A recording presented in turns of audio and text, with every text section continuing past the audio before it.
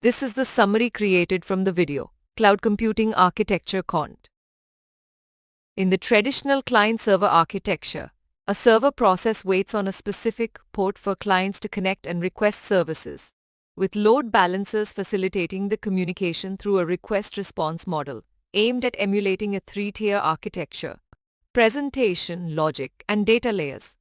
However, the limitations of this model paved the way for the emergence of cloud computing.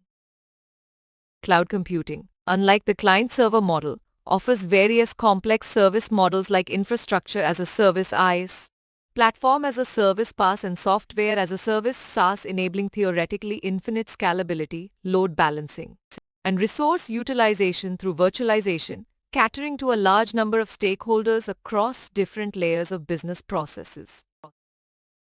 To illustrate the service models in cloud computing, an analogy is drawn to transportation. Roads represent the infrastructure. Cars and trucks are platforms, and goods or people are the software or information. In this paradigm, software as a service (SaaS) is defined as software running over infrastructure and platforms, delivered through a one-to-many model with centralized management and a pay-as-you-go approach. SaaS offers benefits such as web and mobile access, handling demand spikes and short-term needs, but may not be suitable for real-time data processing, regulation-restricted data hosting, or when existing on-premise solutions fulfill organizational requirements. Platform as a service (PaaS) provides an integrated environment for developing, deploying, and maintaining software over the web, featuring multi-tenant architecture, scalability, collaboration tools, and billing management. It is ideal for collaborative development projects involving multiple teams across different locations and supports agile software development methodologies and automated testing.